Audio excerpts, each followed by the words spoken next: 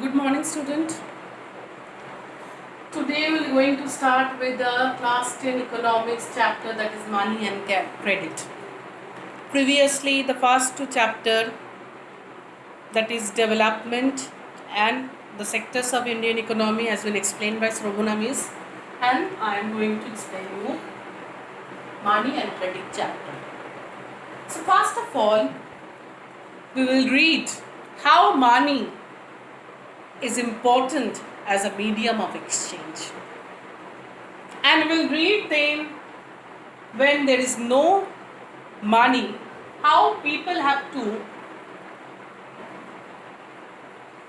think about the double coincidence of ones. They have to match the double coincidence of one in order to transact anything, in order to exchange anything. So it solved the problem, money solved the problem of double coincidence of ones. And we'll read about the modern forms of money. Okay. So the use of money spans a very large part of our everyday life. We buy the necessary food item with money. We move from one place to another in any kind of vehicle. Suppose you go to school either by bus or by toto or by any other means of communication, and you have to pay money to that person who is taking you from one place to another place.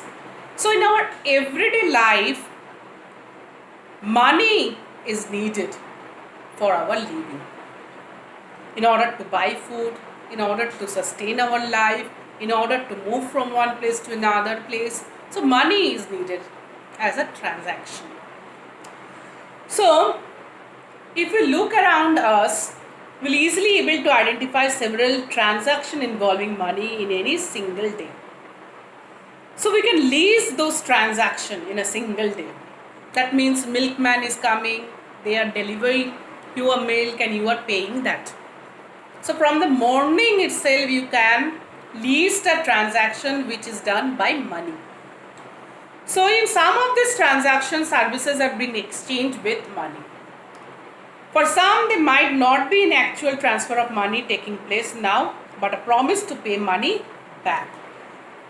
Suppose I have forgotten to take my purse. So I think that I have to buy some biscuit from grocery. So I tell that person that I will pay you back on tomorrow. I am taking that biscuit. So I am taking that biscuit with the promise that I will pay it back tomorrow. So I will give you money on tomorrow. So in this way, money is using as a medium of exchange. I am taking the thing with the money. So have you ever wondered why transactions are made in money? Why it is made in money? The reason is simple, that a person holding money can easily exchange it for any commodity or service he or she might want. A person which he or she is wanting a commodity, that commodity he or she can buy with money, which is not possible when there is no money. So with the invent of money, it solved the problem of double coincidence of one, that I will tell you in today only, in the next session. So does everyone prefer to receive payment in money and then exchange the money for things that they want? For example, if we take an example of a shoemaker in the market, okay, he want to sell the shoes in the market and buy wheat. So by selling the shoe, whatever the money he have, he can go to the grocery shop, he can take the wheat with the help of money as a medium of exchange. So the shoemaker will first exchange shoe that he had produced for money and then exchange the money for wheat. But imagine how much more difficult it would be if the shoe manufacturer had to directly exchange shoes for wheat. That is being done previously when there is no money. So that shoemaker have to find a person who want shoe, and that person must also have weight, then only the transaction can be possible. That means double coincidence of one have to be there. Double coincidence must be there. Otherwise, the transaction cannot be possible. Okay. So we'd have to look for a wheat growing farmer.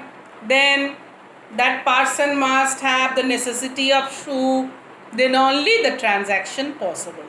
So money solve the problem of double coincidence of one. So now we do not have to find a person who must have that double coincidence of one in order to exchange the commodities. Just we can go to the shop, we can buy according to our needs and wants with the exchange of money. Now we'll read about modern form of money. So currency is the modern form of money we have. The money is something that can act as a medium of exchange in transaction.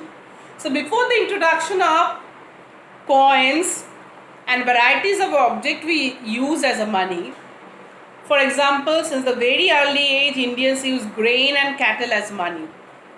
Thereafter came the use of metallic coins, gold, silver, copper coins, a phase which continued well into the last century. And now the modern form of money is the currency. Currency is the modern form of money that we use. So modern form of money include currency, that is paper, notes and coin. Currency includes paper, notes and coins. Clear? So it includes paper, notes and coins that are used as currencies. So modern form of currencies, unlike the thing that we are used as money earlier, in modern currency it is not made of precious metals such as gold, silver and copper. So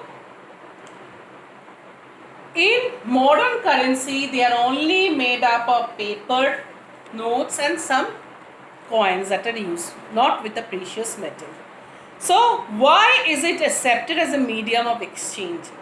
Is it accepted as a medium of exchange because the currency is authorized by the government of the country? Yes, it is authorized by our government, by the Reserve Bank of India. So in India, the Reserve Bank of India issues currency notes on behalf of the central government. So who issue the currency notes? RBI or Reserve Bank of India issues currency notes in India. Okay. And the central government has given the authority to issue the notes. As per Indian law, no other individual or organization is allowed to issue currency. No one can issue currency other than the RBI. Okay. So moreover, the law legalizes the use of rupee as a medium of payment that cannot be refused in settling transaction in India. No individual in India can legally refuse a payment made in rupees. Hence, the rupee is widely accepted as a medium of exchange. So, RBI has issued currency notes in India and it become legal that all the medium of exchange can be done with the note and coins in India. That has been given by the central government. Okay. Central government has given that right to the RBI. Clear? Now, money is in the form of currency that is flowing from one hand to another hand. Money can be as a deposit with the bank. So, money as a deposit in the bank. Okay. So, we have money in our hands for our day-to-day requirement. We keep that money. But some monies have to be deposited in the bank also. In order to have those money in the future, we can use it If the surplus money is there, we can keep it in the bank as a deposit. So the other form in which people hold money is in the deposit with bank. So other than the flowing notes and coins that we see, the other way we deposit in the bank, that means we open an account of deposits with the bank. So at a point of time, people need only some currency for their day-to-day needs. For instance, workers who receive their salaries at the end of each month have extra cash at the beginning of the month. So what do people do with extra cash? They deposit it with the bank by opening a bank account. So if they have extra cash, the people deposit in the bank. And bank accept the deposit and also pay an amount and interest on the deposit. So bank provide an interest. So we are having some interest from the bank. So in this way, people's money is saved with the bank and it earns an amount in interest. And people also have the provision to withdraw the money as and when they require. So when we require, we can withdraw the money from the deposits. And that's why it is called demand deposit. That means whenever we need that deposit, it can be withdrawn. Okay. Thus it is called demand deposits. So since the deposits in the bank accounts can be withdrawn on demand, these deposits are also called demand deposits.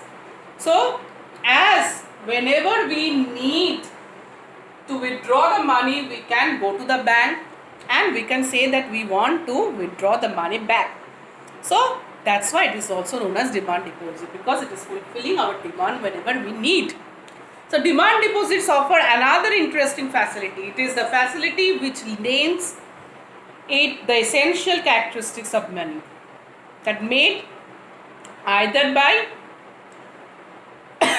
check.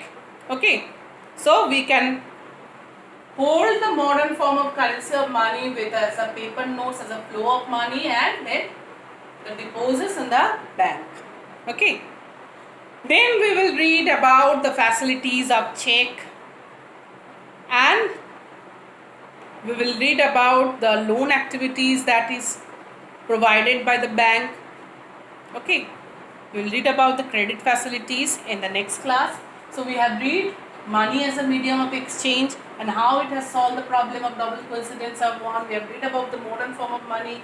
Before we have some coins which are made up of precious metals. Now we have only the coins which are not so precious, which is not made up of precious metal, and we have a paper notes or currencies which are issued by RBI on the vigilance of the central government, and it is the currency notes and coins which everyone have to accept in India as a medium of exchange. Then we have read about the deposits in the bank. Other than the currency that is in flow, we can keep the deposit in the bank, and whenever it is needed, we can withdraw that, and that's why it is called demand deposits. So today, after this, in the next class, we will read about the check facilities in the bank. We will read about the loan activities in the bank. So all the banking activities and related to money and the credit, that means giving the loan, okay, we will going to read in the next class. So thanking you. Goodbye, student.